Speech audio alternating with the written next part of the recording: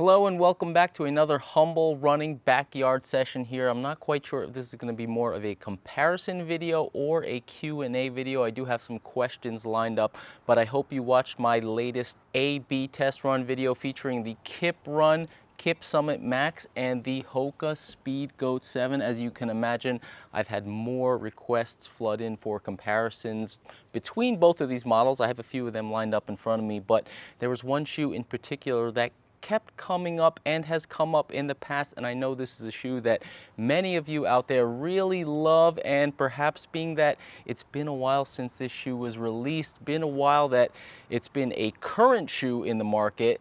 Get a lot of questions about this from time to time, and that is the Hoka Mafate Speed 4. Now, I do have the light version here. I previously tested and reviewed the regular Mafate Speed 4. This is the light here, a little bit lighter weight, some potential issues with the upper, which I'll talk about when I get into the comparative aspects here, but it is a shoe that I feel is comparative now that some of you have brought it up against more so the Kipsummit Max than the Speedgoat 7. You have that deep level of soft cushion underfoot, dual layer pro fly setup here, softer, closer to the foot. One of the aspects that I really like about this shoe is that the level of forefoot cushioning is relatively more compared to a lot of the models out there, especially the newest in the Mafate line, the Mafate 5 here, that really leans into that heel cushion. A lot of mid-stack, high-stack shoes, they really chunk it up under the heel, and this was a model that, and I think this is a reason why a lot of you like it, it felt more balanced even though it had such a high and soft stack underfoot, especially if you were a forefoot runner or you did frequent technical terrain and still wanted that soft, highly cushioned feel underfoot. The balance kept the ride kind of in check, didn't make it feel overly unstable with a big chunk under the heel, perhaps throwing your balance out of kilter, or perhaps even just leading to that instability when you're crashing into a softer heel heading on steeper descents and things like that. So this is a shoe that I really liked. It is a 4mm drop in comparison to the Kipsummit Max, which is a 6mm drop. I think that is a big difference. I actually have the opposite shoes of these on my feet right now. I may do some little try-on testing between different models. We'll see how the questions and answers go as I get into it, but as I put them both on, it's the first time I've had this shoe on in quite a while, in fact, and this is something I talked about. I have two review videos in this one. First one really focusing on this heel area here. I feel like this could be problematic, and this is specific to the light version. If you have the older regular version, which is a little bit heavier, has that heel flare, which is, you know, take it or leave it. Some may like it, some may not. Certainly saving some weight with this setup, but potentially a problem with this heel here. So I did cover that aspect primarily in my first Mafate Speed 4 video. The second video with this one, the light version, is more of a full review. And I did note a difference in the stack height, being that this was a 4mm drop compared to other 4mm drop, or perhaps shoes that you're more used to. Most trail running shoes, a lot of the higher stack shoes, are in the 5 to 6mm range. Notably, version 5 did go up to 8mm, but the 4mm here seems very flat. Again, I talked about the ride being balanced. The setup of the drop, even though listed at 4mm, it could almost pass for, I would say, 2mm. Not quite 0, but it does feel like a flatter ride underfoot. And again, having the opposite shoes on my feet under the table here, it definitely feels like I could tell the difference between, even though this is 6 and this is 4, just 2mm, I feel a lot flatter with this left shoe over here compared to this one. This one at 6mm feels more like your traditional setup, not quite so flat, well balanced as I talked about in the comparison video against the Speedgoat 7, but you still have a touch of that forward lean, which is probably the ideal type of drop that you want to have out on the trails. So let's dig into a few questions here. First one comes from Gary NGKT. Thanks for this review. Just got the Kipsummit Max and loving it, but looks like also need to take a look at the Speedgoat 7. I'm having a hard time to choose between the Max and the Mafate Speed 4 for my next 40-kilometer race. This is kind of one of the first comments I believe that jogged my mind into thinking about this shoe in terms of comparison. Again, I think people really like the cushiony feel underfoot, and that is something that really matches up well with the Kipsummit Max. As I responded here, I think the ATPU midsole, as it was with the Speedgoat 7, is going to be the big difference maker here. This is very soft. It's that compression molded EVA. Dual layer here, of course, softer, closer to the foot, as I mentioned earlier. This, you have a single layer ATPU, nothing in between there, no plate, nothing like that, but you can see how flexible this shoe is, and it just, the foam feels so light here.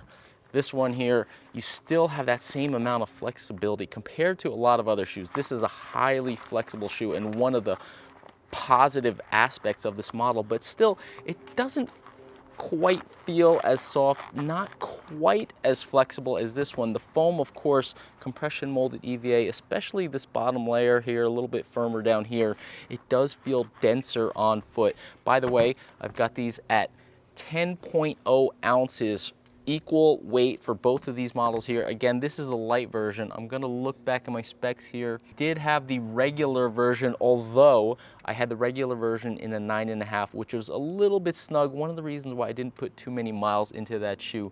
And that shoe weighed 10.7 ounces, 302 grams. So quite a significant weight savings here.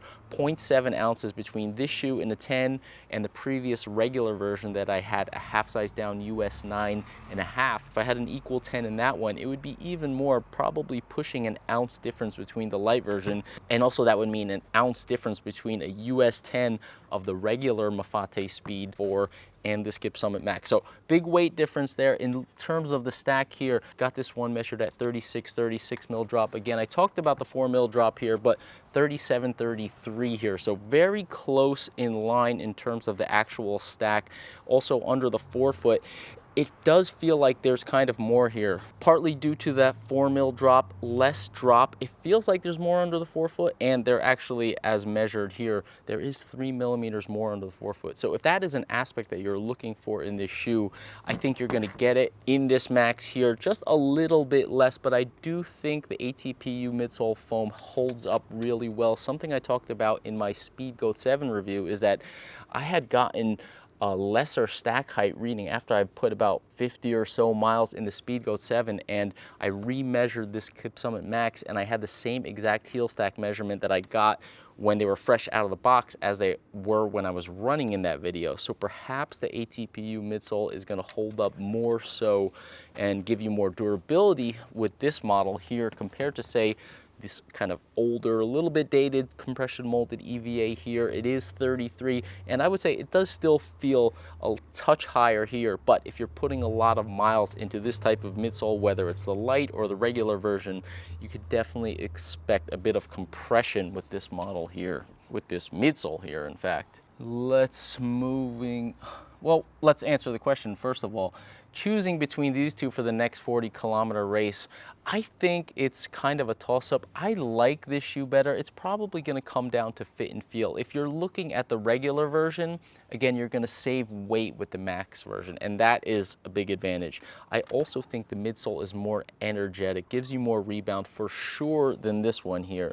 This one might give you, or probably will give you, more protection here because it is a firmer midsole. That firmer base here does add an element of protection on top of the 5 mil lugs. That's gonna kind of soak up whatever you're stepping on underneath. So despite the fact of neither shoe having a rock plate, I think the Mafate Speed 4 will be the more protective shoe, but if you're looking for kind of energy rebound from the midsole, I think this will be a better pick for racing. It's certainly a more modern foam and 40-kilometer trail race. If these were my two picks, I would certainly go with this. I think in my review of the Mafate Speed 4 light version here, this purple one, I talked about really liking the feel of the shoe, but more in a training sense, with that 4 mil drop feeling a little bit flat-ish.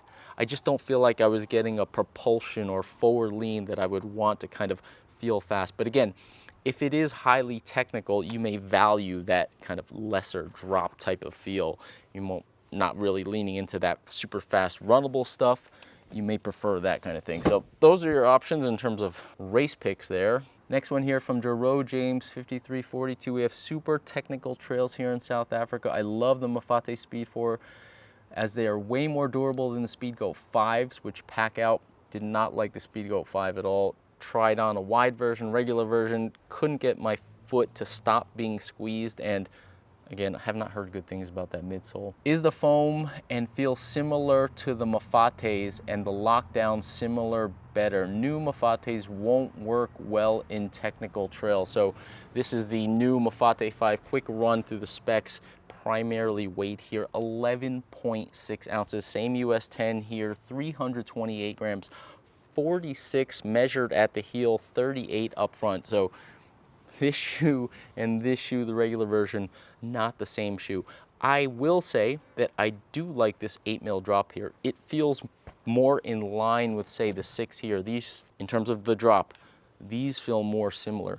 This one and the regular version, they feel like more of a flatter shoe. Totally different feel. But again, this runner's talking about highly technical trails in South Africa. Yeah, this is gonna be different. If this was the shoe that was like your sweet spot, massively heavier here, you know, 46 at the heel is a lot, wider platform. This is just a ton of shoe, so completely different. And I could see if you're really into this shoe, how these changes would not fare well for you. Coming back to the question, lockdown, and this is something I have a follow-up question about. Lockdown is pretty decent here, but the upper on the Kipsummit Max definitely leans into comfort. Again, go back to my comparison review. I take a close-up look all around here. Lots of cushy padding around the ankle, the heel. The tongue is super wide and super padded, so it's more about squeezing that soft comfort feel around your foot with the lacing. I would, again, as you saw in my comparison video, I would recommend lacing up to the second eyelet here. This one's a little far forward, the front here, so they came for me laced to the second one. I stuck with that.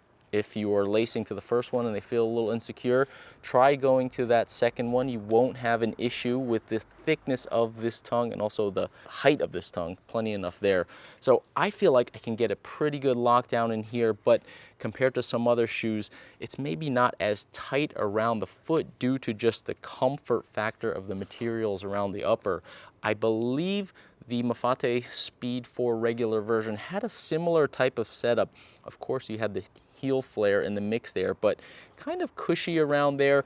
I do think it did have better foothold there, but it could also be due to the midsole feel. This one being soft and bouncy, plus the material being kind of soft and cushy around your foot. That's the combination that could make it feel more comfort-based. But I surprised myself on that last run with the Speedgoat 7. I was feeling quite comfortable throwing whichever foot I had in this shoe around, and I didn't feel unstable at all. Of course, a little bit better foot lockdown in the Speedgoat 7, but I felt quite good in this one. Light version, again, less material here. This is gonna wrap your foot. If it works well, you have the right sizing, foot shape is good for you. Not a pointy toe box here, so I think if you have the right size in this light version, you're gonna have a really secure fit. Thinner tongue, so you have more direct connection between your foot and the upper of the shoe around your foot. So that, in a sense, will feel more secure in a way that the Speedgoat 7 also feels more secure. Thinner upper, thinner tongue. There's less kind of cushion around your foot. Ankle and heel is still good in this shoe though. Different setup than this light version. Very minimal in here, shaving weight. Next one, Adam Charette 149. I love the vids in comparison. Would you say the Kipsummit Race is better on more technical terrain? Is it still a good, nice, bouncy ride? As I seem to remember you saying it was firmer due to the plate. Got the Kipsummit Race here. By the way, both of these models are out right now in the US on Decathlon's American website. So I have links in the description below. So if you want to purchase these models, use those affiliate links, help support the channel. Same foam here. ATPU Fast Tech Plus. Got the carbon fiber plate in the mix here. It definitely firms up the ride of the shoe. The upper is also a little bit less material. You have a sock design here, so you don't have the huge tongue wrapping around the foot. Also, you have kind of a bolstering U-shaped setup on the interior of this shoe. Overall, less kind of padded areas around the foot and on top of the foot in the race model compared to the Max. And that definitely gives you, I was talking about having a more of a connective feel to the shoe with less cushion wrapping around your foot. That's what you get here in terms of the upper compared to the Max. Now also in terms of the midsole with the plate in the mix, it really greatly changes the feel. It doesn't take away the softness of it. It enhances the rebound of it though. It really pops off the ground in the way. This one is not squishy soft like a typical EVA model. I'm going to take a look at some other ones maybe on the table here in a moment, but you get that rebound, but there's a little bit more cush to it, whereas the rebound here is more dynamic, pops right away with the plate, and it makes the foam feel, I wouldn't call it firm by any means. It's just you're getting off the ground quicker in this shoe. So the question was, do I feel more stable? I think I do, and perhaps this could come down to my running style. I'm a lighter weight runner. Perhaps my ground contact times may be lower than if you're running at slower paces or you're a bigger runner. So this just works really well for me. I feel like I'm getting off the ground quicker without having, say, a higher ground contact time, introducing, say, the wobble that you might have with this shoe. But again, if you are cruising and you are running slower in this shoe, let's be real here. If you're running 100 miles or a super long ultra distance shoe and you are not a pro runner watching this, probably going to be running a little slower. You may prefer the kind of comfort response of this shoe compared to the real dynamic fast response of this one. But in terms of stability, I think this one's better. Again, little edge in the shoe feeling more connected around my foot, and also that quicker response off the ground. I feel like as long as I have it in my mind and I'm aware of the plate in there, a plate is going to introduce an element of tippiness which cannot be avoided in any trail shoe. I think that's something I could manage as long as I'm just like picking my placements quickly. I can get going, and I do feel more stable in this model. But again, depends on how fast you're running, what the terrain you're running is, what's your expectation out of the shoe. Both shoes can be really good, but I do feel more secure in this one, even though the plate is in the mix. Next one here from Fred Knock. The Kipsummit Lockdown is good enough, but it just doesn't feel as refined as others. North Face, normal. With some shoes, you put them on and they feel like they're molded around your midfoot and you barely have to tighten down the laces at all to get good lockdown. Conversely, I think the Kipsummit just uses a huge, very padded tongue to achieve lockdown. It works despite not having a dialed in fit. I went a half size up per your recommendation. I definitely agree, help with the tight toe box. In parentheses, I do have hobbit feet. Okay, so I was talking about this just a little bit here. I do note that there is a little bit of low volume in this shoe compared to the Speedgoat 7. Talked about that in the comparison. Speedgoat 7, of course, also available in wide. Just a little shallower over the top here. A touch narrower in compared to that one. I find for my foot in this Kiprun shoe, US 10 here, I'm definitely a half size up. Perhaps maybe depending on where you size your shoes, how close you are to the front in your typical true to size. You might even want to go a little bit more if you typically wear your shoes tighter. Something I talked about just earlier, the thickness in the tongue in comparison to, say, another model. I think you said the North Face. I've got the Alta Mesa 500 V2. Go on and maybe peruse through the comments, especially on this comparison video. A lot of good questions down there, people asking for recommendations. If you look at the tongue of this one, similar in design to the Speedgoat 7, something I've talked about already. Just feels like the upper is more refined, more well wrapping around your shoe critically without having any pinch points. I like the high tongue on the Speedgoat 7, this little cushy area right here. Also the Alta Mesa tongue here, very well wrapping, padded down the center. So the tongue can be thin as long as it's high enough and they have just enough padding or just enough well wrapping upper material here where it doesn't introduce any pain points or pinch points from a thinner design tongue. So works really well here in both of these shoes. Also the Kipsummit Race, by the way, with the sock upper, not a tongue at all, but they give you a nice little padding here where the lace knot hits. Perfect there. They're really leaning into the cushion around, especially the upper ankle, upper front of the foot area here. If you have any issues with that kind of thing and you're, again, okay with the volume in the toe box or you size yourself correctly, if you tend to have issues, say, around ankle collars or the heel or lace bite from the top rows of your shoes, this would perhaps be a model to really take a long look at. D.A. Dapa Harry, Kipsummit Max compared to Neo Acera. I have my pair of Neos and I'm having a ball with them. One weird thing is left and right were 15 grams different in weight. Okay, so that's a manufacturing issue.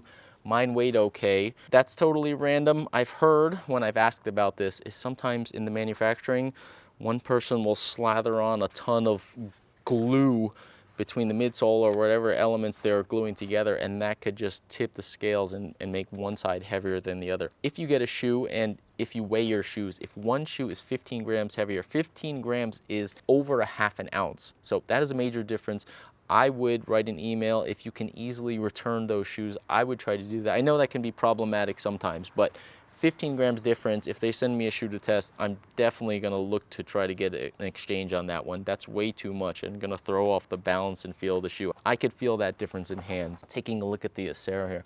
I have a lot of fun in this shoe too, kind of unexpectedly. It didn't feel or certainly look, I mean, looking at this toe box here, definitely tight and narrow up here. I think it's okay being that the upper is kind of loose. I noted in my review looseness around the midfoot area. That allows it to have this narrow fit without being too bad, but that also doesn't give it quite good foothold here. Taking a look at the specs here, 10.8 ounces, 306 grams, 42.34 for an 8 mil drop here. So you definitely have more underfoot here in terms of the stack. 36 to 42, 6 mil difference. It feels like a lot of shoe. It's a heavier shoe, but this is also, I think out of all the shoes in the table, these three shoes are kind of in the same range. So if you are coming back to this one here, if you're a Mafate Speed 4 fan looking for that next model in the line, we're disappointed you don't think the version 5 is it. These are two models I would look at. With the Neo Acera, I would caution you're not going to get the same level of foothold. If the foothold and the security of the Mafate 4 on top of that soft stack was the Goldilocks factor for you, you're going to have a similar feel underfoot with the supercritical EVA here. Same deep level of cushion, even more in fact, because this is 42.30, what is it, 42.34 here. Same kind of flexiness underfoot. If you look at this shoe, say compared to this one and the Max, very similar flex profiles here. This is still the loosest one, that ATPU foam, but same level of deep, soft cushion here. But again, coming back, you're not going to have the same level of foothold here. You have to be careful, tension, unless you have a narrow foot. If you have a very narrow foot, you may feel okay to like really wrench these down. I find that I have to be a little careful in the bottom rows here. I haven't gone to any sneaky lacing tricks that you've seen in my other videos because I find it just on the edge of being okay, because I also don't feel great taking these in kind of twisty, turny, steep, off-balance terrain in the same way that I do feel comfortable in both of these models here. It just feels like the upper's not holding my foot as well on top of the shoe, but underfoot it has the same feel. So if you were looking for that type of soft EVA cushion, more sink-in type of softness compared to, say, responsive softness, I think this one's closer to this Mafate Speed 4 compared to this one. This has that responsive bounce softness where these have that sink-in plush softness under the foot. But if you were in less technical terrain and that was less of a concern, foothold, perhaps you do have a narrow foot or you're okay here. I've got a US 10 here. They do run a little bit long. So in my US 10, it feels like quite a long shoe, but with this taper up front, I would definitely not want to go to a lower 9.5. So I would recommend a half size up in this shoe.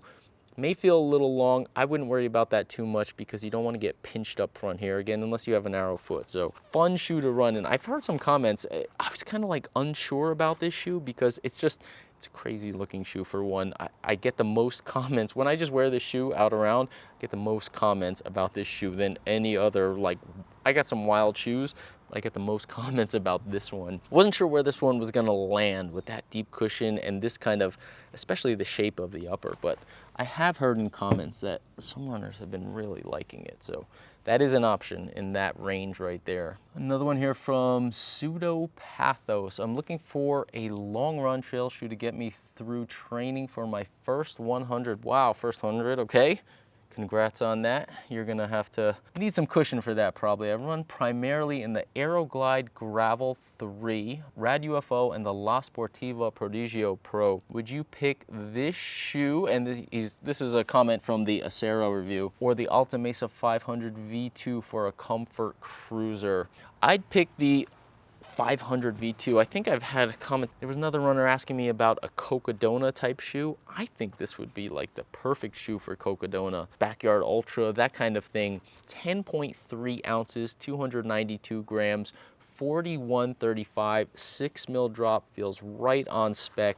Nice wide platform, nice and stable, nice wide toe box, nice shape up front, no issues at all. It's like a natural type of space and volume in here without the kind of super wide upfront level of width in this model here. So I was recommending to that other commenter that this would be something you should consider for something like Cocodona. Not that I know how to run Cocodona, but it has a rocker feel to it, highly cushioned under the forefoot, and I imagine once you get tired, this happens in any distance race, your kind of stride length shortens out as you tighten up, and then you could really work that rocker here, get the foot landing a little earlier, not as long of a stride, and just kind of work with that roll here. It has kind of this nice toe rocker up front, but it starts later. So once you start here, get into that roll, you can really just like cruise along in this. And with the width of it, you're not running super fast, I would assume. Talking about comfort cruising here, training for your first 100 miler, I think this would be a good pick. If you're training, say, in more trail type terrain, I think both of these shoes will handle equally as well, as long as you're okay with this wide platform. I'm gonna put them next to each other. Definitely a lot more here. I think they'll both be good. This is gonna give you more of that soft sink-in feel than this one. This one has a more responsive bounce to it, but again, I think you're gonna wanna work with that rolling geometry more. Both shoes not the most stable. This one, just from being wide and bulky, I do like the foothold on this one. If you have a narrow foot, I would maybe lean towards this one because this is a wide shoe. So if you have a narrow foot, you may be swimming, in fact, in this shoe. But again, on kind of twisty, turny, more technical or moderate, I would say, trails. I wouldn't want to go technical trails in either of these shoes. The width on the ground, the kind of bulk of this shoe would work against you. And here in this one, the foothold would kind of work against you in this one. But for stuff in between lighter trails, I would say if you want to go soft, this would be a great one if you weren't worried about so much about foothold.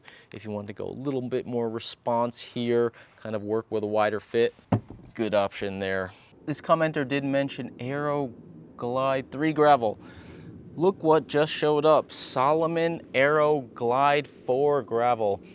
This is a good looking shoe. By the way, quick specs here, 9.9 ounces, 280 grams. I did size up to a US 10 here. If you watch my recent road shoes on dirt video, I have version 4 road shoe, 9.5, US 9.5 size. So felt a little snug, okay on the road though. So I definitely wanted to go half size up, US 10, typically in Salomon for me.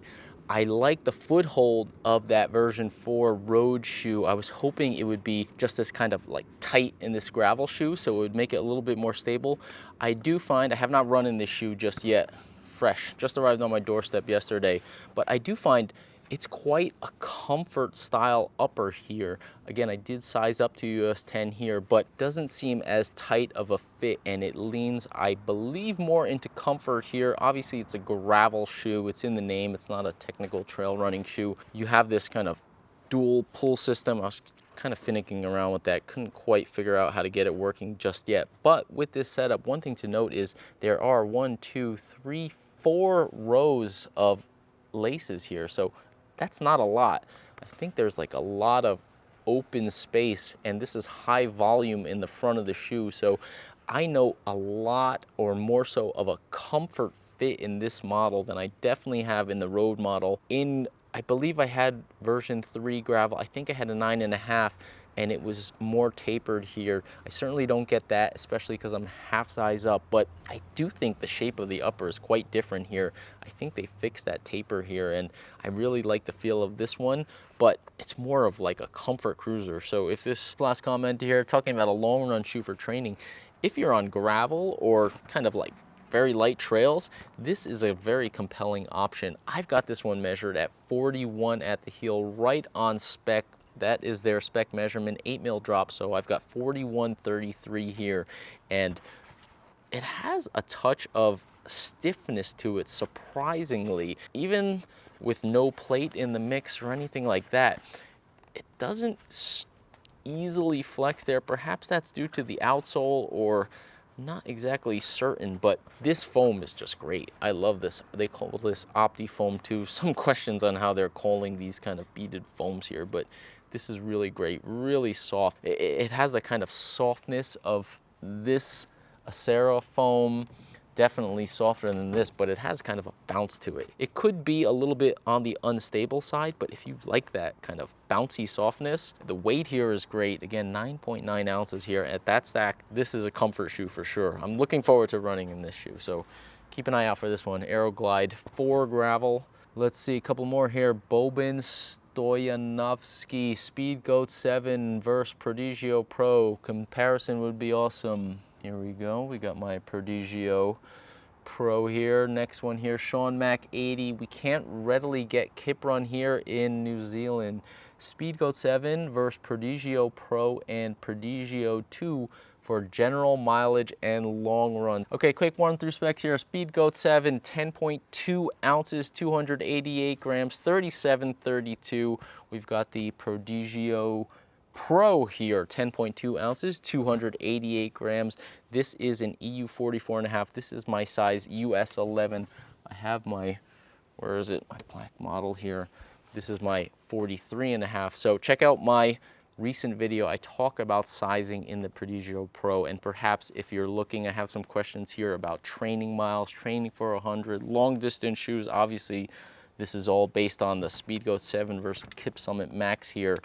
You may look at this shoe if you like a more flexible feel underfoot, but if you want that comfort, you may want to look at sizing up in this model. Again, check out that video, talk about all that in there. So I've got a 44.5 here, 43.5, so 9.6 ounces, 10.2 here, 10.2 here. I would expect an equivalent size.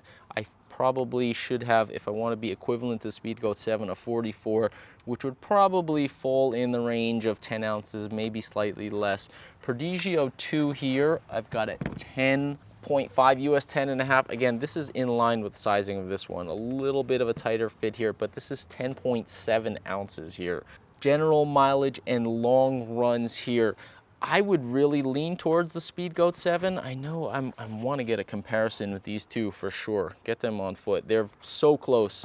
You have good flexibility with this, but just more with the La Sportiva Nitro TPU here. Highly flexible shoe. This is definitely more bouncy than the Supercritical EVA, new Supercritical EVA that you found here. By the way, I do have my Mafate 5 insole from Mafate 5, obviously right here, blue color here. I'm gonna be going with that one. I talked about this one having an EVA insole, so that's gonna give me a little better and more consistent feel underfoot here. I feel like this is gonna be a denser feel underfoot for sure. I'll have to get it out on the run. Definitely, I believe this should be more protective.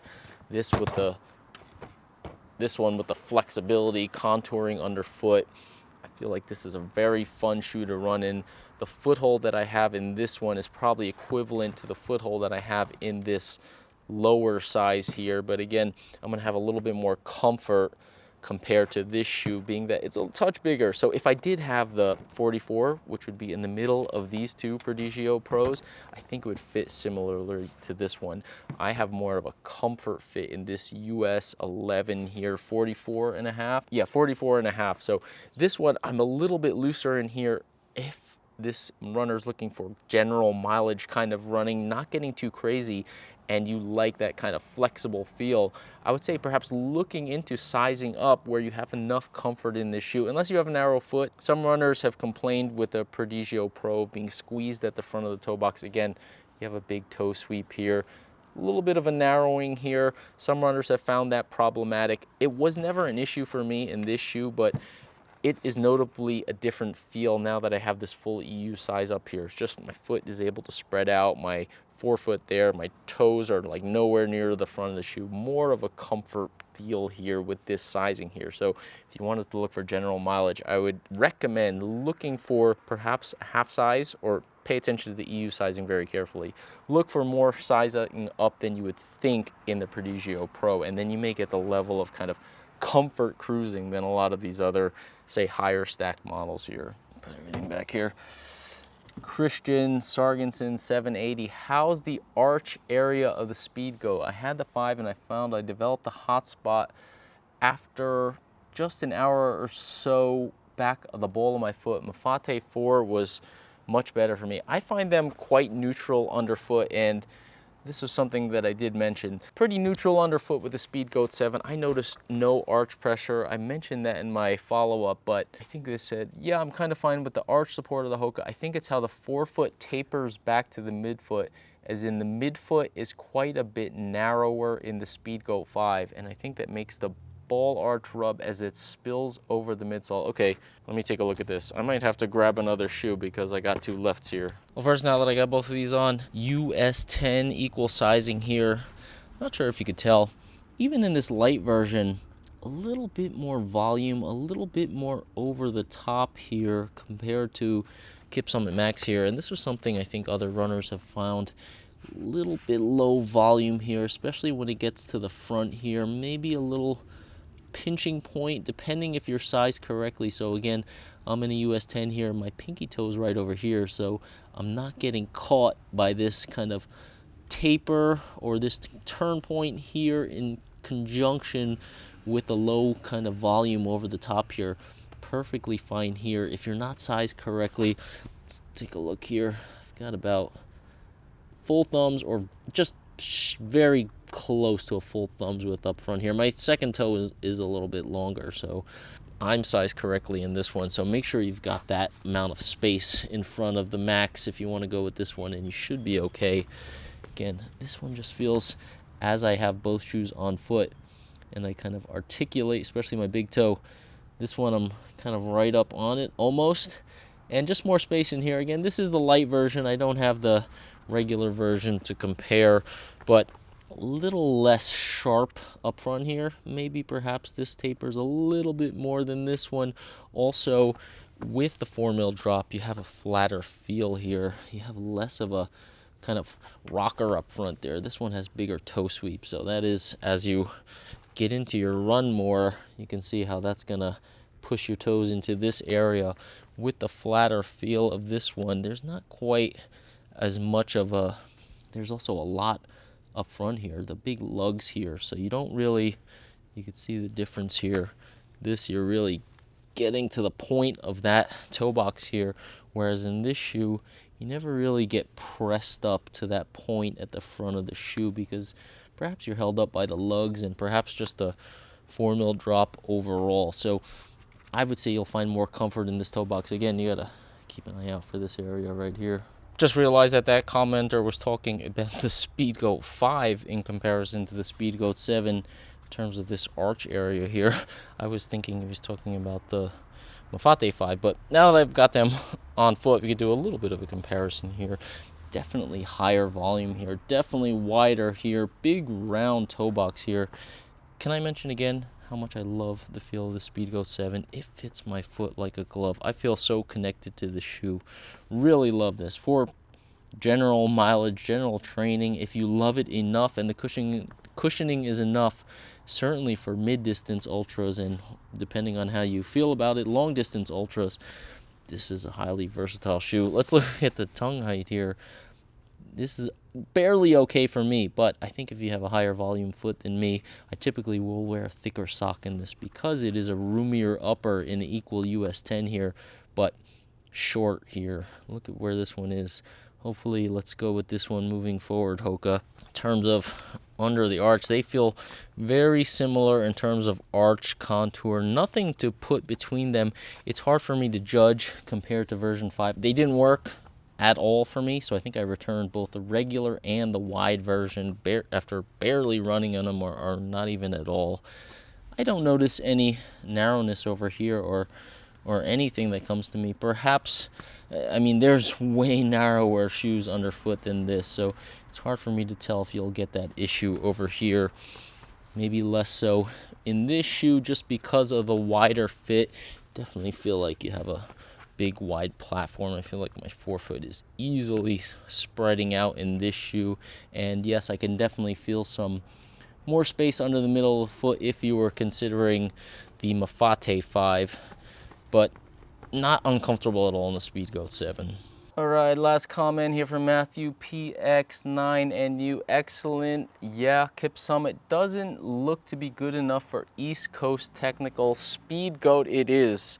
Yeah, Speedgoat 7, yeah, if I was heading back to New Jersey, check out my Adidas TT review, by the way. That one's not included here because that is certainly not a cushy feel underfoot. But if you want to see that East Coast technical terrain, check out that Adidas TT review. Also have another one where I flew cross country, got stuck in San Fran. So if you want to see some smoother trails in California, check out that other one. But I would definitely go. You just saw my close-up there. This fits me so well, wraps the foot so well without squeezing at any point. I really think this is the best Speedgoat ever. So for that terrain, I would run this all day long in anything you saw out in that TT video back in New Jersey. It's not like crazy up and down mountainous terrain, at least where I was at in that particular reservation, but rocks everywhere underfoot, constantly uneven and hard rocks underfoot, roots, all kinds of stuff.